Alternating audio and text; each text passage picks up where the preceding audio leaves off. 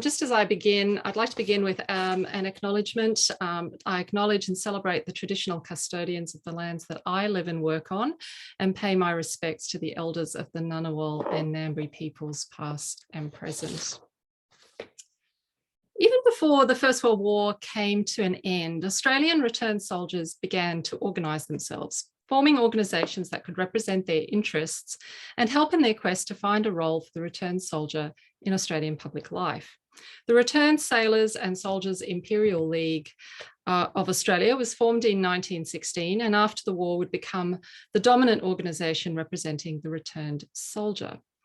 While the League's influence has certainly been examined in terms of their influence on and intervention into politics through the interwar period, their cultural influence, including their interaction with interwar culture, has been largely ignored.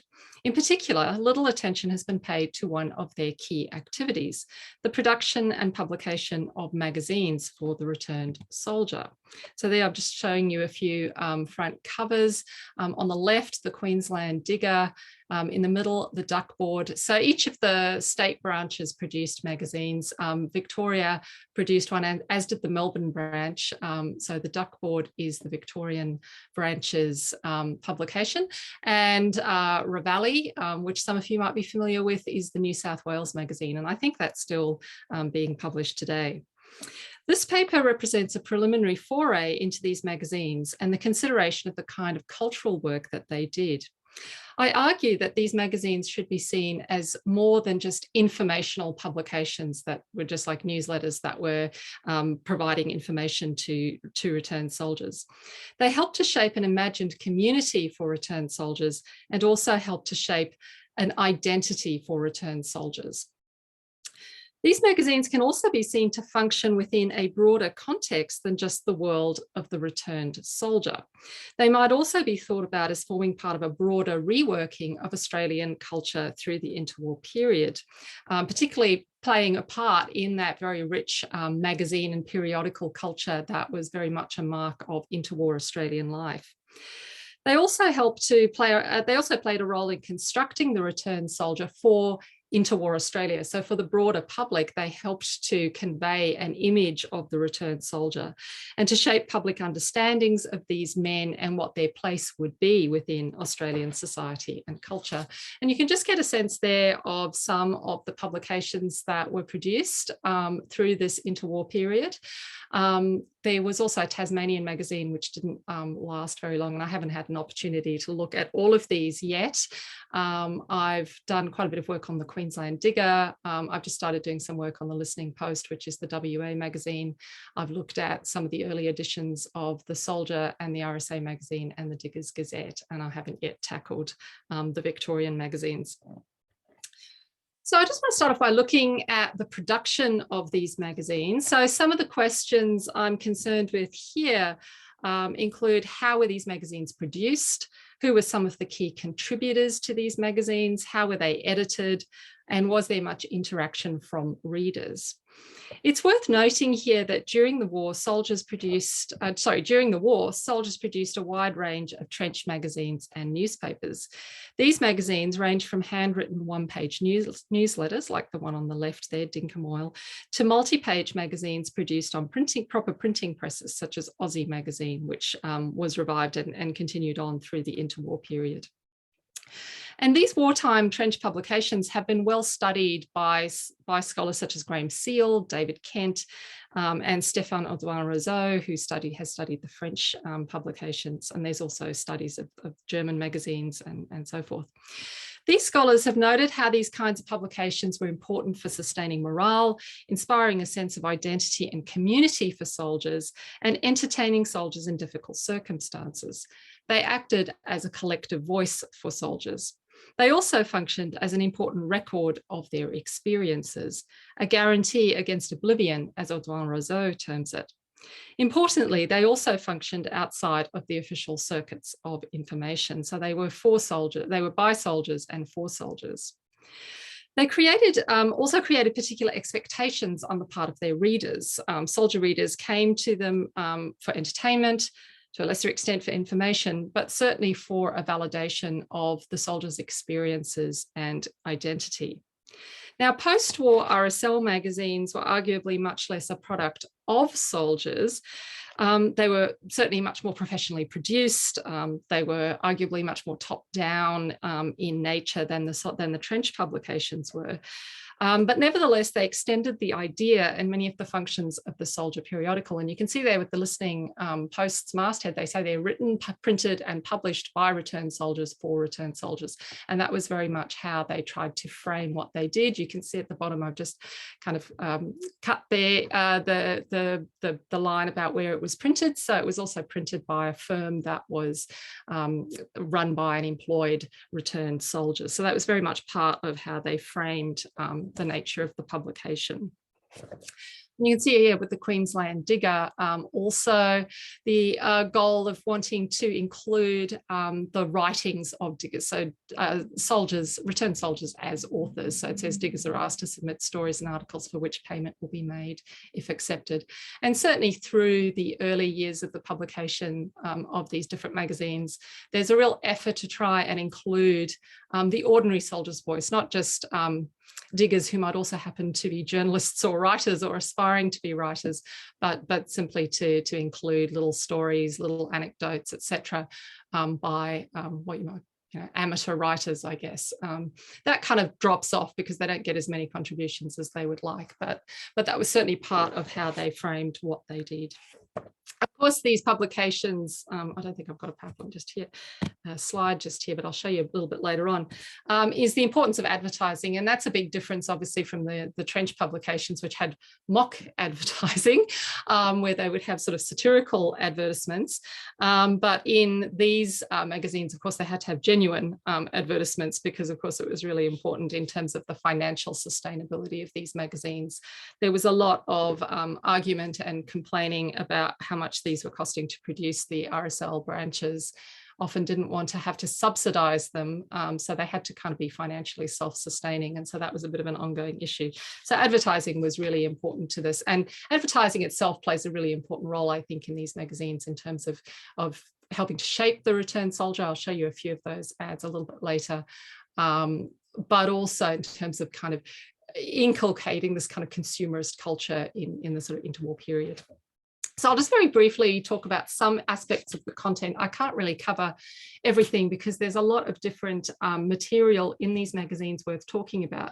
Obviously, there was the kind of material that you would expect to see, articles about soldier settlement, war pensions, gratuities, whether or not the government was meeting its obligations to the returned soldiers. So there's a lot of that kind of material. It was informational for the readers, but also was about showing how the RSL was lobbying government on these various issues. So that was a really important part of what they did.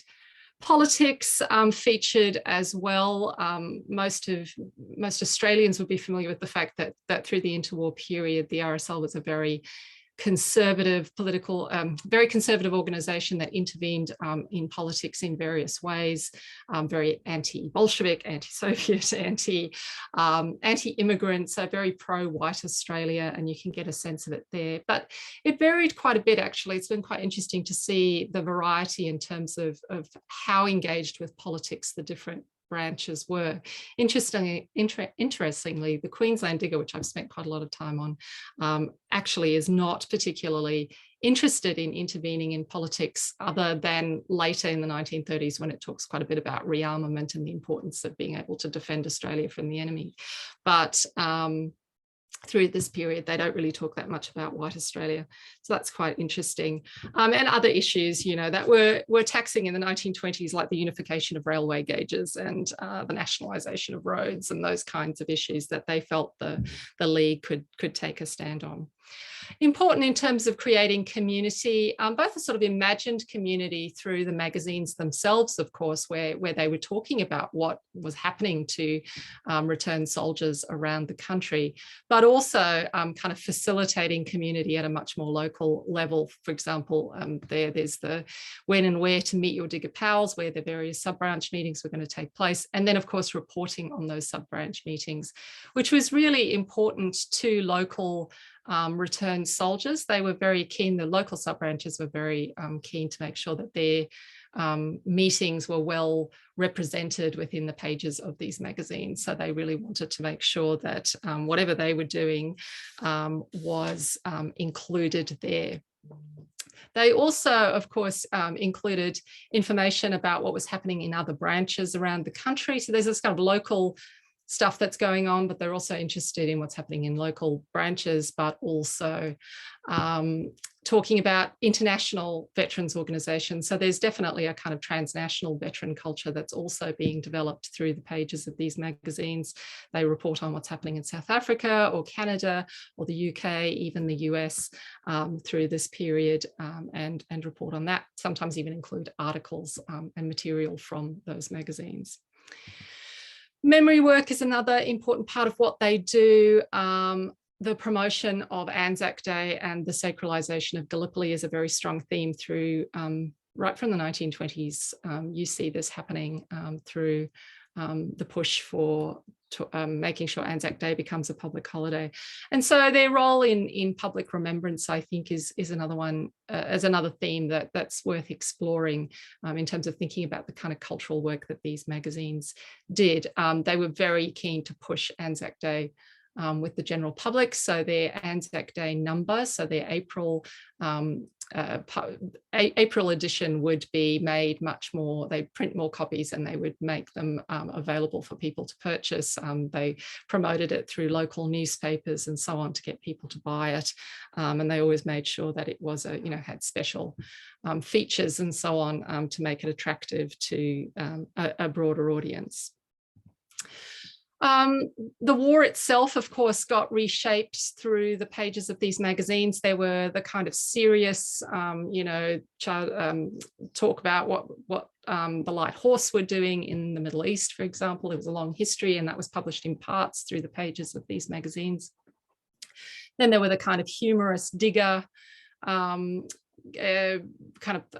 items. So there were the humorous stories, like the one on the left, which is obviously offensive to the French. So France was, if Gallipoli was sacred, France was often the sort of site for the sort of larrikin humor of the diggers.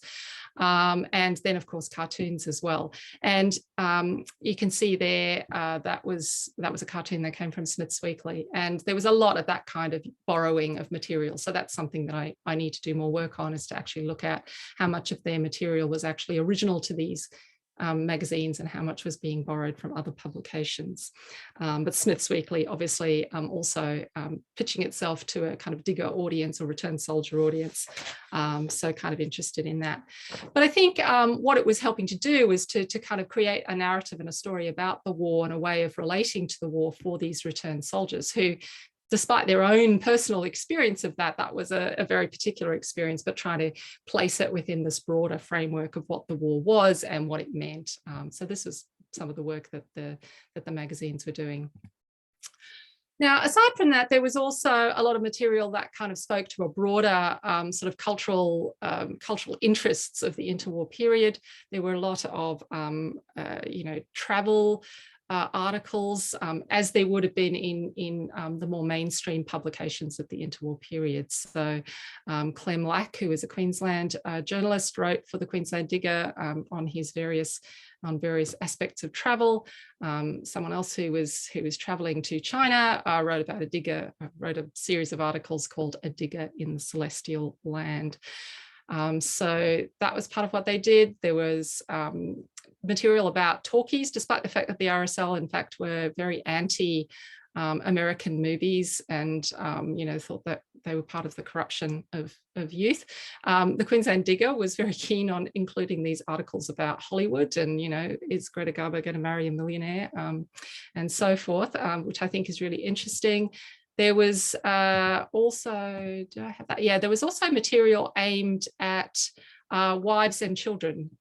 So it became more of a family publication, or was aimed to be a family publication in the case of the Queensland Digger. There were very traditional, pitched at the wives in terms of, learning how to sew or things that they ought to be doing in the home, and a series and a sort of children's page called the Possum Club, which was, as you can see there, conducted by Mrs. Wombat. So there were a lot of ways in which it was also, these magazines were also clearly keeping in mind a broader audience than just the returned soldier, but also the returned soldier's family, and that they needed to try and appeal to that. Advertising, as you can see there, also was really important, and you can see the way in which, you know, there's some interesting things about masculinity and the sort of remaking of the civilian, the returned soldier into a civilian.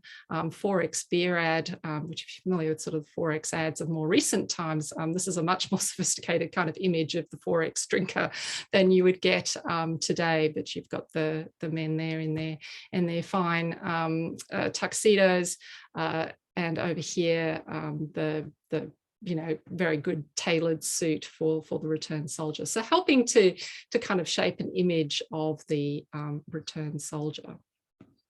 And you get the idea there with the, on that masthead, on the left, the kind of soldier there in the trenches.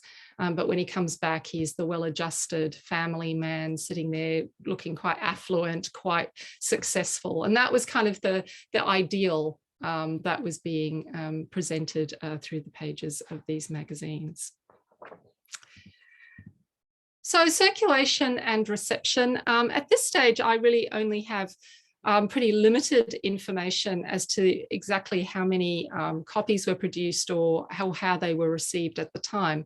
I've just started working on the Listening Post, and quite interestingly, through the early pages of the Listening Post, there was an effort to have soldiers write in, and then they would actually have this kind of write what the soldiers have written in and then have a response to them, have these sort of one-line responses to what soldiers were writing in with. But that seemed to tail off over time. So there was clearly more interaction through the early pages, and then presumably returned soldiers became less interested in writing in to the magazine on a regular basis. But certainly there was a big effort to try and use the existing readership to build up the readership further. Saying get us a new reader every month, get a new reader. So that was a big push there. They called for these magazines to be shared. So there was quite a bit of a push to try and get the digger reader, the returned soldier reader, to share it with other diggers.